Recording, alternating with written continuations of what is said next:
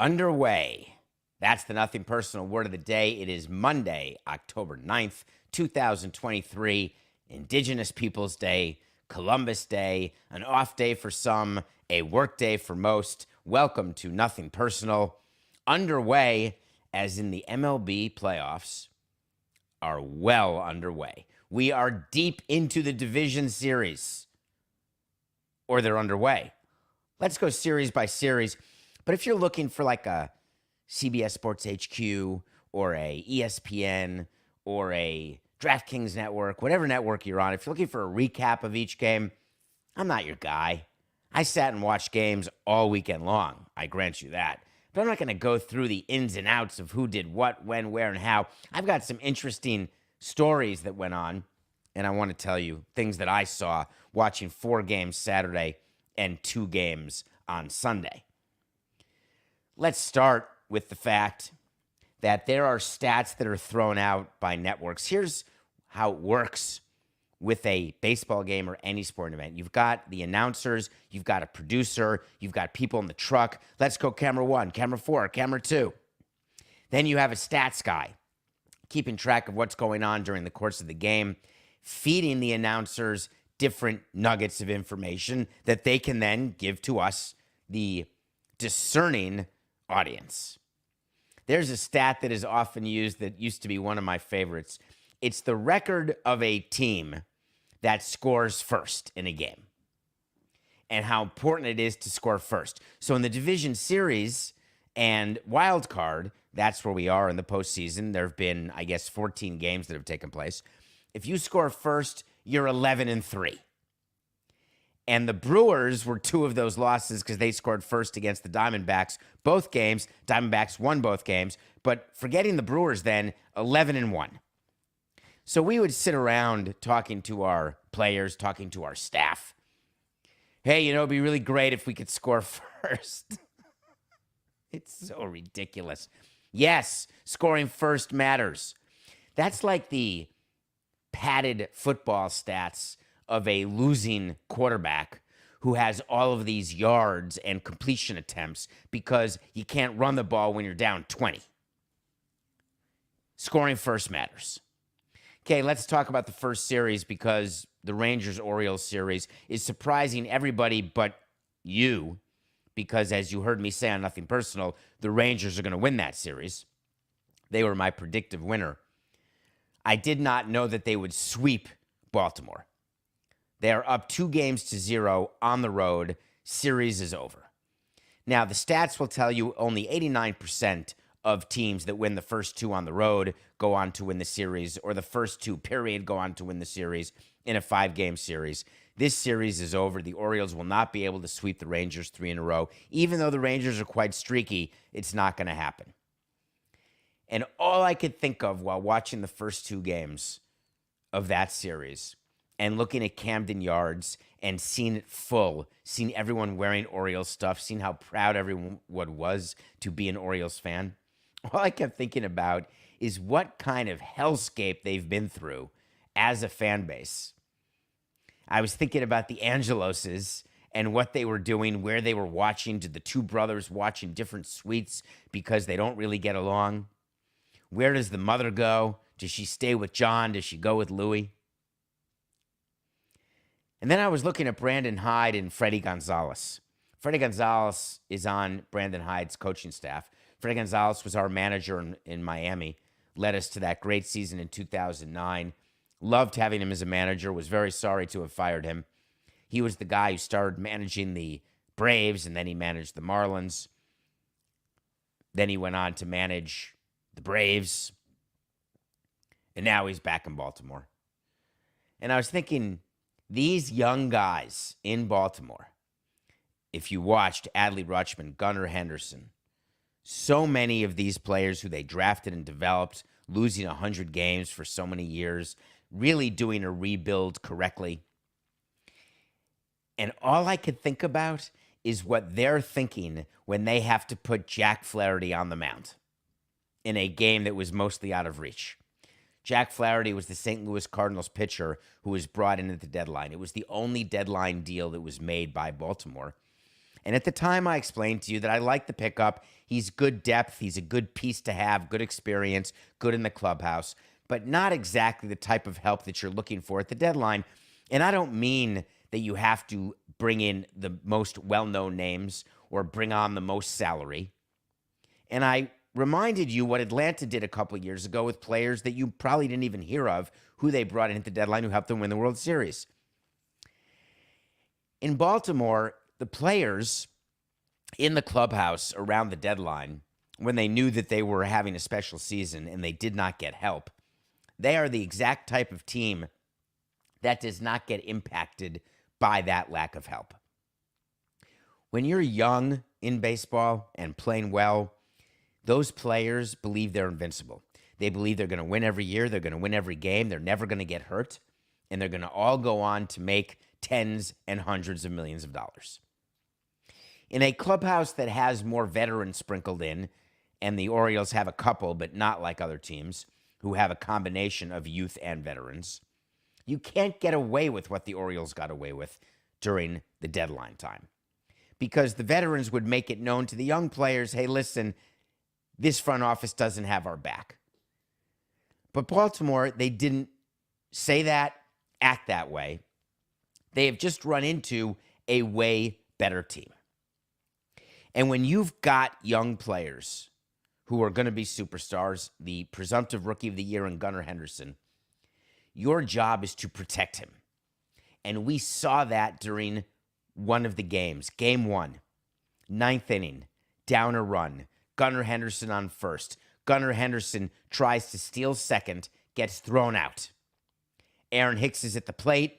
He ends up striking out or grounding out. Game over. And the Rangers win Game 1, 3-2. They happened to show on TV the manager, Brandon Hyde, looked not too happy that Gunnar Henderson had been thrown out. And the question was, what happened? Word got leaked.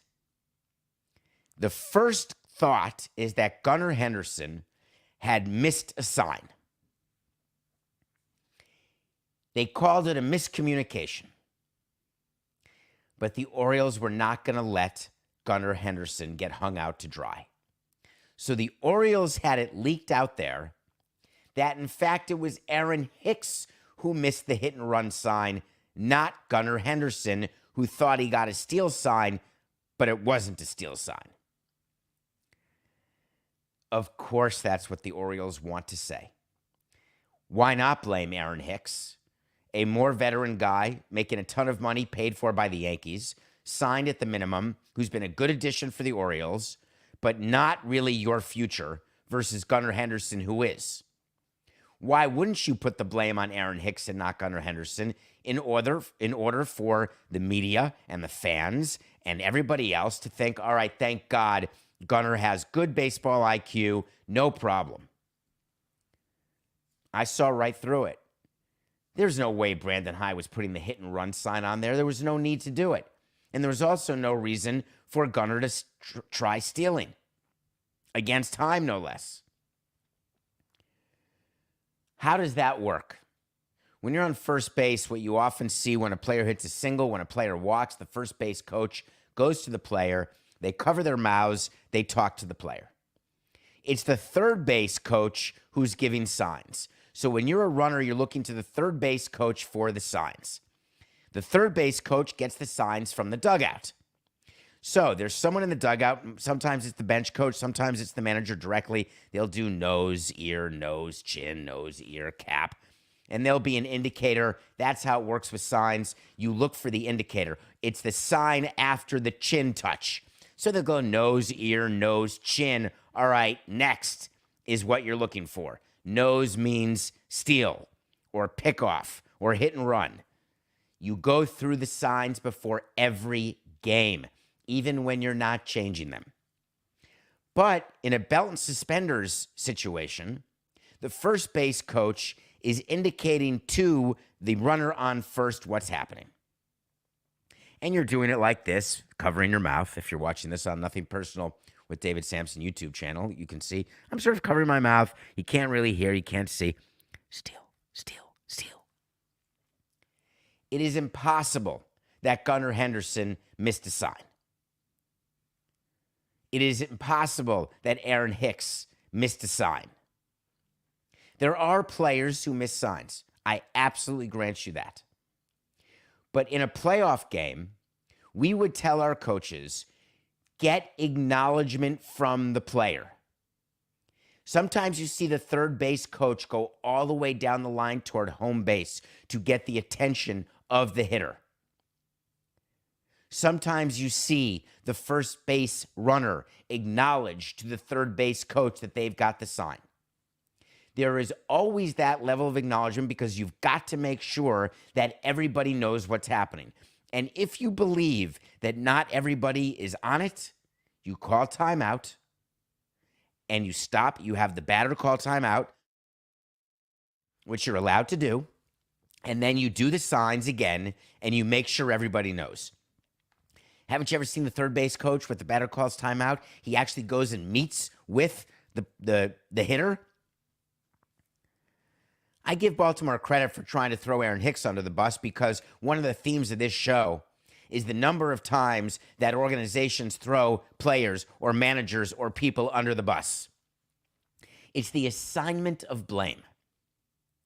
After that Game 1 loss, it would have been very easy for Brandon Hyde or for anybody else just to say, hey, he got thrown out, great catch, great throw. It was a great idea, didn't work. We'll go get him next time. But for whatever reason, we as media and we as fans, we demand to assign blame whenever something goes differently or wrong. I found that to be less than good what the Orioles did there, but understanding why they would protect Gunnar versus Aaron. So the Orioles lose Game 1. They go into Game 2. When you're the home team losing Game 1, you've got to win Game 2 or the series is over. All the pressure's on. The Rangers go into Game 2 saying, we got one, let's get greedy, because the road team in any playoff series, 5 or 7, you're looking to split the first 2. You get the split when you win Game 1. When you win Game 1, hey, let's win Game 2. And the Rangers came out behind Jordan Montgomery, and they scored. Their offense is lethal. It is streaky, but when it gets going, their batting lineup is as deep as the Astros. They are the 2 deepest lineups in this playoffs. And wow, it was way too much for the Orioles pitching to handle. And the Rangers got to fly last night home up 2-0 in a 5-game series. That'll do it. It's over. Next series was Twins-Astros. Game 1 was fascinating in that Verlander did what Verlander does. He's not the Verlander of old. He uses a lot of breaking stuff. The Houston Astros win. Everyone's assuming it's going to be a sweep. And then last night in Game 2, the Twins come back. Carlos Correa for the Twins. Unbelievable game. 3 runs batted in. Twins split. They got the split they wanted. But what I loved about the Astros Twins is what happened with our guy Mattress Mac. If you don't know Mattress Mac, then you've sort of been asleep. He's the guy who bets millions of dollars on the Astros to win the World Series. And he says, if the Astros win the World Series, then everybody who comes to my store, you'll get a refund for all purchases made between X date and Y date. And he hedges that promotion by making these big bets. And they see him flying into Vegas or flying into all the casinos and placing all of these crazy sports bets. It's what he does. He's famous for it.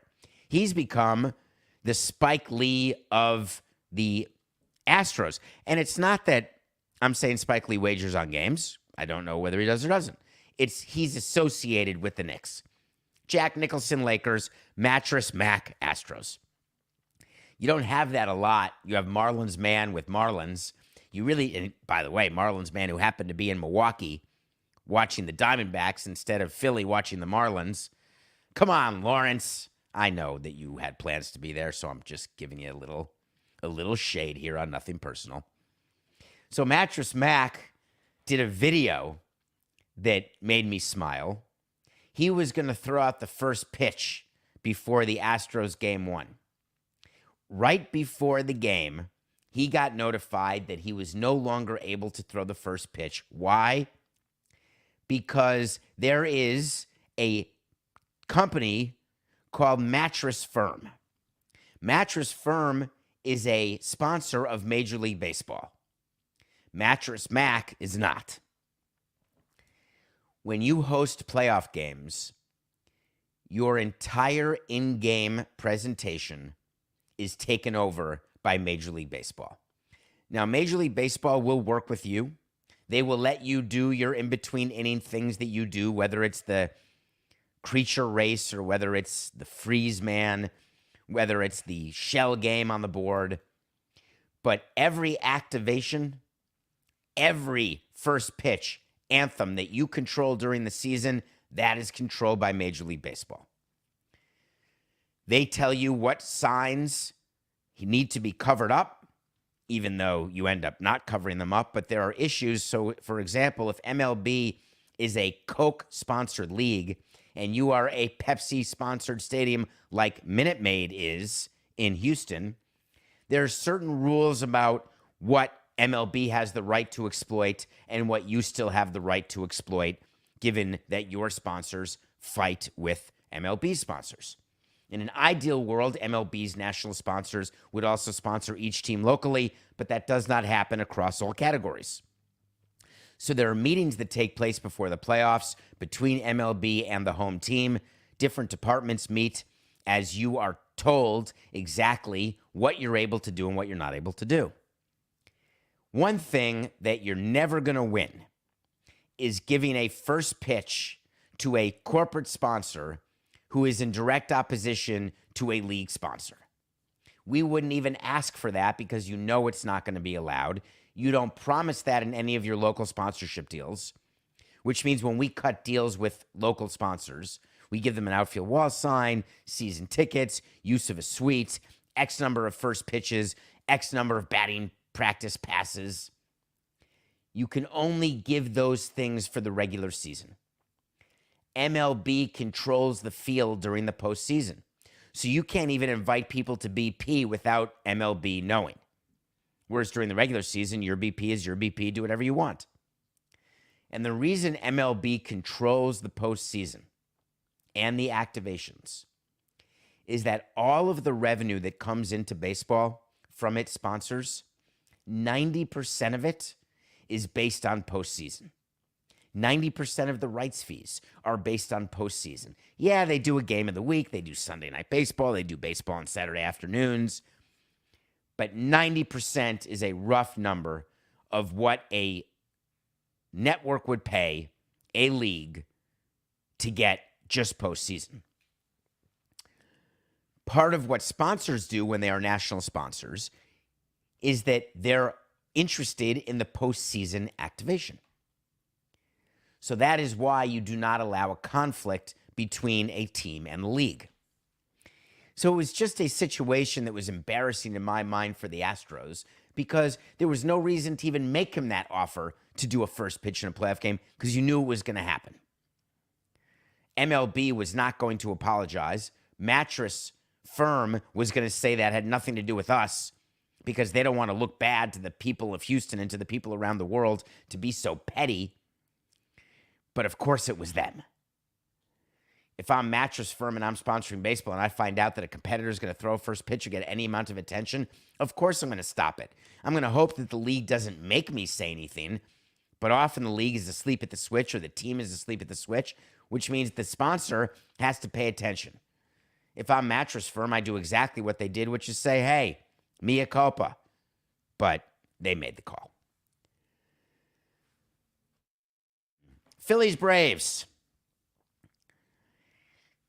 Baseball's the greatest sport ever, isn't it? Do you know the Atlanta Braves had not been shut out at home all season long? And of course, they got shut out the first game of the postseason. What are the odds of that? How does that happen? Game 2 is tonight. I'm pretty excited about it. Phillies are again where the Rangers were after winning Game 1 on the road in their series. It's where the Diamondbacks are after winning Game 1 of their series, which we'll get to. If you can get greedy and get the second, do it. The Phillies had to deal with their own issue during the course of that game. They removed their starter early, Ranger Suarez. And the question is, who makes that decision? Whose call is that? That's going to come up after we break, which we're not breaking right now. That series is still the most exciting of the postseason so far. Make sure you watch Phillies and Braves tonight. We likely will have a pick of the day. But I want to get to the last series that we watched, game one of this weekend, and it was the Dodgers-Diamondbacks. I picked the Diamondbacks to win this series because I told you the Dodgers are not the Dodgers. I told you that Kershaw is a middle of the rotation to the bottom of the rotation guy. I had no idea. I don't want to take the credit because there's no way I anticipated that Clayton Kershaw would have the single worst start of his entire Hall of Fame career. Historic in how bad it was in game one against the Diamondbacks. He recorded 1 out total. He gave up 6 runs, recorded 1 out. He'd never done that. Do you know that he was pulled after a third of an inning?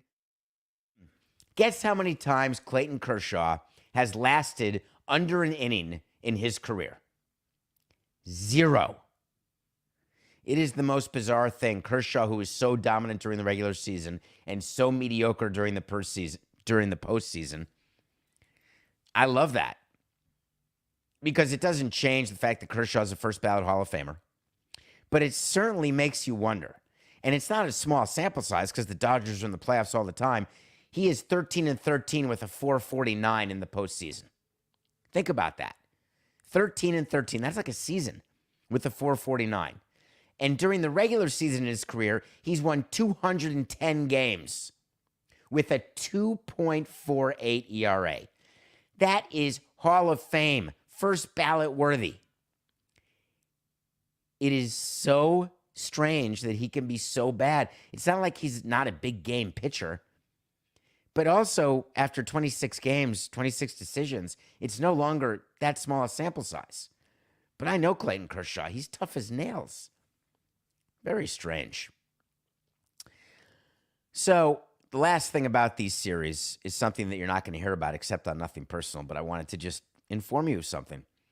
The Diamondbacks flew to LA for their series, and they ran into a problem that they had to release a statement about, which does not happen often. The Diamondbacks released a statement that said, "Upon landing last night, we were made aware through social media of a labor dispute at our hotel. Unfortunately, due to the unique and demanding travel accommodations needed to meet our team's requirements, as well as the large size of our travel party, we were unable to relocate. The other sports teams staying in the same hotel faced similar challenges." And then it says the Arizona Diamondbacks support the rights of individuals to receive fair and equitable compensation as evidenced by our own strong history and commitment to collective bargaining agreements. What happened here? What happened is that there was a strike at a hotel, a team hotel. But when you are a baseball team, you cannot just snap your fingers and switch hotels. There are things that a team hotel has that are in place for when a team arrives. So, for example, everybody is pre-checked in, all keys are printed, and all players and all staff have an envelope waiting for them on a table right when they walk into the hotel. You grab your key, you go to your room. They've got enough people in the lobby working to get all luggage delivered to players and staff upon arrival. They promise to have 24 hours of room service as well as food ready in the lobby when the players come. There is security measures in place for the lobby and for where the buses come to pick up the players as they leave the hotel to go to the ballpark or arrive back from the ballpark. There are accommodations made with the city in order to guarantee that space in front of the hotel is empty for the bus to stay while it waits for players. There are certain hotels that bid to be team hotels, and other hotels don't want to be bothered. There have to be blocks of rooms where the players are on certain floors, the suites are on certain floors. There's a togetherness because that's necessary for security. There is extra security. When you find out that your hotel has a labor issue, there is nothing you can do on short notice. There are a bunch of different hotels that you could stay at in Los Angeles, but you certainly can't do it at the last minute because no hotel would have that amount of availability. There is a chance that if Arizona has to go back for a Game 5 and the labor situation is still happening, that they would be able, in that short period of time, to find a different hotel and make a deal and get it done. But for Games 1 and 2, they would not be able to do it. And the reason why Arizona felt, and I disagree with this, there was no reason for them to release a statement. This is a story that never would have made the light of day. The Diamondbacks were not going to be criticized for staying at this hotel. If they were, then they could do this statement. But I often tell you that I like being proactive, not reactive. But in this case, there was no reason at all to be proactive. There is no amount of PR negativity coming because they were staying at this hotel. And I get it that right now we're in a very pro-labor situation in our country. There's a bunch of strikes going on. Labor is feeling more emboldened to strike, and I'm fine with whatever that is. But I don't think the Diamondbacks needed to release that statement. They are in a great position having won Game 1. Tonight is Game 2, and they've got a Cy Young candidate going. The Dodgers are in trouble, exactly as I told you they would be. All right, when we come back, we're going to review a movie, the new Netflix movie called Reptile. And then I've got to talk about what happened in Miami this weekend, because I still, 48 hours later, cannot believe how the Hurricanes lost their game. And I want to talk about what really happened there. We'll be right back.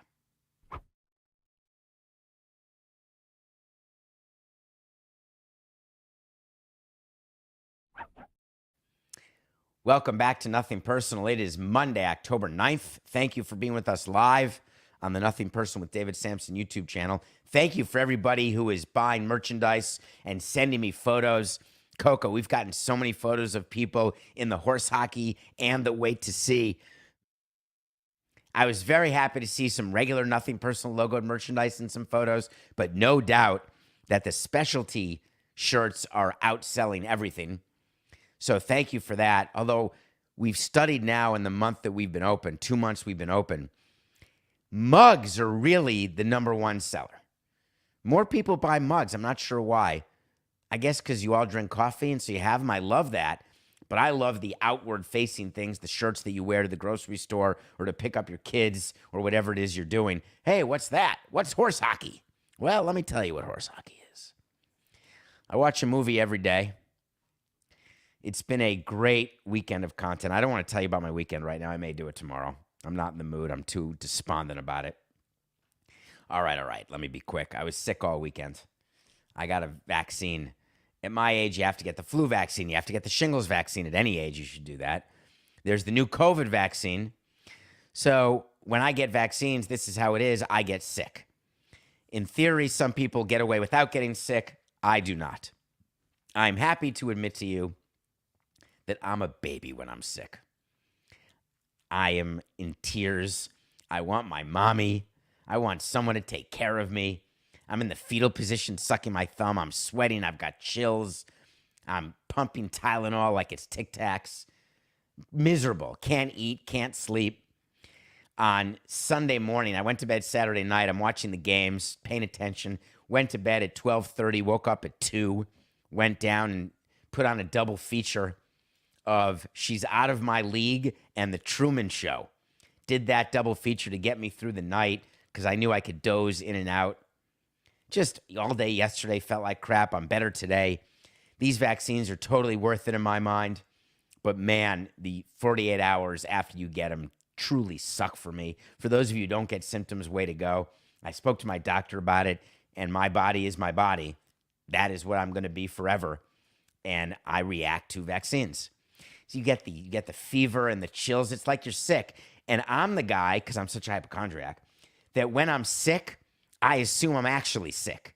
So I thought I actually had COVID or the flu this weekend, even though in my brain I'm like, yeah, but you got the vaccine. You're fine. No, I'm not fine. I'm dying. That was my weekend. It was miserable. But I still watch movies. I watched Reptile on Netflix. Maybe we'll do a top 5 this week with Adnan on Lebitard's show. Top 5 Benicio del Toro movies. I don't exactly know why Alicia Silverstone has second billing of this movie when it should be Justin Timberlake. And the movie poster that you're seeing on the screen above my left shoulder or next to me shows how they did it. This is not a mistake. Justin Timberlake is second in billing, as you see the names on top. But on the movie poster, he's third, first from the left, third from the right, but smaller in size. Would you be shocked that all that gets negotiated prior to the movie? Don't be, because it does. If you love Benicio del Toro, you will love Reptile. My problem with Reptile is how formulaic it is. It is a murder mystery, and it is about drugs. It's about crime. It's about who did it, who's honest, who's not, who's crooked, who's not. Hey, I trust you. You're my guy. Oh, no, I shouldn't trust you. You're not my guy. All right, I'll trust my guy's guy. Ah, Christ, my guy's in it too. Or maybe he's not. Am I the only one not in it? Am I the only honest cop? We've seen this before. Ever seen Lethal Weapon? I don't like talking about Mel Gibson movies, but Lethal Weapon's Lethal Weapon. There's something cool about Reptile. Seeing Francis Fisher, seeing Justin Timberlake. But if you're a Benicio del Toro fan, you got to watch it. If you're a Justin Timberlake fan, I liked Friends with Benefits better. I like The Social Network better. I like a bunch of movies he's been in better. In Time, way better. But for Benicio del Toro, he's the star of this movie. If you love him, watch it. If you don't love him, you can skip it. All right, let's go to Miami. Coca, I'm missing something for sure. So I need your help. The Miami Hurricanes played a game on Saturday, and they won the game over Georgia Tech. They were running out the clock, and instead of taking a knee, they did a handoff, and the guy fumbled. Georgia Tech recovered and then went like 74 yards in 20 seconds in 2 plays and won the game. All the coach had to do was take a knee. You put the play in, you go to the victory formation, and you take a knee, and the clock runs out. You don't need to run a play. It is a foolproof way to run the clock out and win the game. It always works. Oh, illegal procedure, you lose 5 yards, I don't care. It always works because time runs out. What possibly could have happened? So I did a little work into it, did a little reading, and it turns out the coach of the Miami Hurricanes is not a knee guy. Now, when I talk about what guys are, hey, I'm not a blank guy. Oh, I like this, I like that. When I'm a coach, I tend to run with 2 strikes. I've got certain things that I tend to do that I like doing. I take this certain chance at a certain moment, and I'm consistent in that. I like going for it on 4th down, even in my own side of the field, when I'm 5 yards or fewer because I trust my quarterback. All things that are fine and can be debated and you can get evaluated on. You sit down with your coach and you talk about, hey, tell me, let's look at the playbook. Where's your head on this scenario, that scenario? Normal, I'm good with it. There's certain things that are not debatable. When you can run the clock out, you run the clock out. Remember Patrick Mahomes and the big bad beat where the Chiefs could have covered, but Mahomes was smart enough to go down at a 1st down, even at the 1 yard line, so they could take a knee, end the game, and win the game, but not cover a couple weeks ago? I'm going to call for this, and it's not nice, although it's what I do. Mario Cristobal, I would have fired him on the spot. And I mean that. Even though it's complicated to fire a coach, even though in college you got to deal with boosters and you've got to deal with John Ruiz, even though he's not a booster anymore. He's worried about his own freedom, actually, so you don't have to deal with him. But you don't want to look like you're panicked. You never want to let them see you sweat. But I want to understand that if I had a professional coach, an NFL coach, who did that, who the clock was running out, and they didn't understand it and ran a play, that's it. You don't come back from that. When Coke and I were preparing for this show today, Coca said something fascinating to me. He said, my question is, where is everyone on his staff? I want to answer that question. Because I like where your head's at, Matt. Why wouldn't the offensive coordinator look at him and say, dude, take a knee? Or the defensive coordinator, special teams coach, anybody. The president of the university should have run down onto the field, said, excuse me, take a knee. But when you're in a game situation, one of the things that you teach is chain of command. There are certain people empowered to question the ultimate commander of a game, but most are not empowered to do so. You will not ever see a special teams coach go to a head coach and question what the head coach is doing on offense.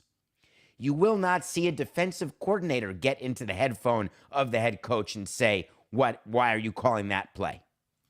The only candidate, it wouldn't even be the offensive line coach. The only candidate would be the offensive coordinator. But even then, the head coach is deferred to so significantly that I'm not surprised no one went up to him and said, what are you doing? Why are we doing this? But then Coca told me something even worse. He said that Mario Cristobal doesn't like taking knees. He didn't take knees in other games where he could have, but it worked out fine. They didn't fumble the ball. They won the game. That can't be so. I'm going to say BS to that. Because when you're interviewing a coach or you're the athletic director and in theory you're overseeing a coach, and you know that that coach has a weird proclivity not to manage the clock right, aren't you going to deal with that and tell him that he's got to change? If you are a Hurricanes fan, you're asking for an explanation. And Cristobal was asked, and he said there was no confusion out there. I'm not going to make an excuse for it and say we should have done this or that. Sometimes we can get carried away, but I should have just stepped in and said, hey, take a knee. Is he throwing the offensive coordinator under the bus? Is he saying that the offensive coordinator called a play in a kneel situation? And that he didn't step in, but now he says, I guess I should have? Timeout. Coca, did the Hurricanes have a timeout? Even if they didn't. If I'm the head coach of a team and I see the team lining up to run a play when they should be taking a knee, I'm running onto the field. I'm attacking a referee, not physically, to call a timeout. If I have no times out, I'm running on the field to take a delay, take the 5 yards. Don't care. He's going to say, here's a theme for the show. He's going to say, hey, we got carried away. Sorry. Quite strange, all these people throwing others under the bus. What is it about our society right now that is causing that? It clearly is something. I guess we feel as though that if you can blame someone else, you won't look at me. At the end of every season, Major League general managers and presidents give press conferences. The press conference of the Toronto Blue Jays was an absolute joke. Ross Atkins is the GM of the Blue Jays. He works for Mark Shapiro, who's the president of baseball operations, but takes on presidential business roles as well. Ross Atkins met the media, and the big question was all about the decision to pull Berrios. I want to show you video of what Ross Atkins did to his manager, John Schneider, and then we're going to talk about it. Meetings are John Schneider's meetings. He has a group of individuals that he prepares with every day. His process routine, his preparation was no different that day. The group is the staff that's on the field. It's not the front office. I do not attend these meetings, and I certainly do not make those decisions. When that decision occurred, I found out about it when you did. When Yusei was getting warm in the first inning, it was obviously very clear that we had a strategy to potentially deploy. There was no plan to concretely deploy that. John Schneider made that decision to deploy that, and that's what occurred. Horse hockey. The GM, after saying that John Schneider, the manager, is going to come back, blames the manager for making that call. I told you how it works, and I'm standing by it. For Ross Atkins, the GM, to claim that he had no idea that their plan was to go from Berrios to Kikuchi, it's just, he's lying to you. Why did he feel it was necessary to put the blame on his manager? Even if it is the manager's fault, stand there and take it like a man. You protect your manager like your manager protects your players. I always protected everyone as president. Hey, it's on me. I'm the one in charge of the company. I'm the one who did it. Why wouldn't Ross Atkins just say, yeah, that was our plan and it didn't work out? Normally it does work out. We have sound reason to do the things we do. Of course, it's disappointing. What a weak POS to do that to somebody. How do you think John Schneider feels when he sees that? Oh, man, I can't wait to come to work for you next year. I'm all in. I know you've got my back. It's downright pathetic. Why don't you at least think about it before you throw someone under the bus and just wonder whether it's even going to work? Do you think that it takes all the spotlight off you when you do that? And that everyone says, oh, yeah, it was that guy's fault, not your fault? We can all be better. I can be better with my picks of the day. We had a pretty good weekend. We had Verlander and the Astros over the Twins on Saturday. That worked. That's a win. We had a parlay that we told you to do with the Detroit Lions and the Cincinnati Bengals. If you watched football yesterday, the Lions are good. I still have a wait to see that Dan Campbell doesn't last his full contract, but that said, the Lions are good. Joe Burrow finally played like Joe Burrow, and that parlay won. And then I was stupid enough to take Denver over the Jets. I could have swept the weekend. Instead, I go 2-1. We're 139 and 143. I want to take a second.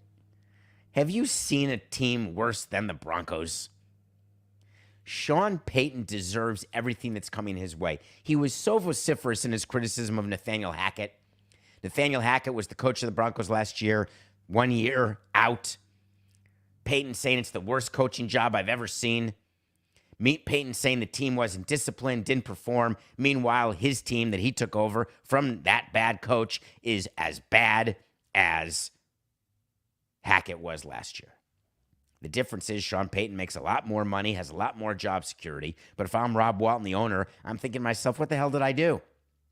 Meanwhile, Hackett goes to the Jets to become the offensive coordinator under Aaron Rodgers. Aaron Rodgers gets hurt, but yet the players rally around Nathaniel Hackett, and they're super excited that they got the win.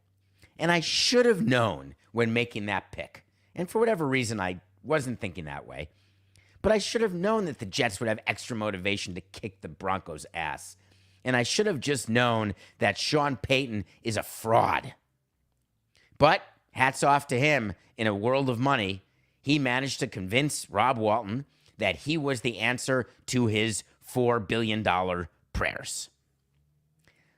So we are 139 and 143. We've got two picks tonight. We've got Monday Night Football, and we've got two baseball games. Let me get to my picks. Number one, let's talk about the football game tonight. We've got the Raiders and Packers going in Vegas. The Raiders are 2-point favorites over the Packers. Jordan Love has done a fine job of taking over for Aaron Rodgers. He has made Packers fans and Packers Nation okay with Rodgers leaving. But the reason why they're okay with Rodgers leaving is 90% because of the guy Rodgers is and 10% because they have faith in Jordan.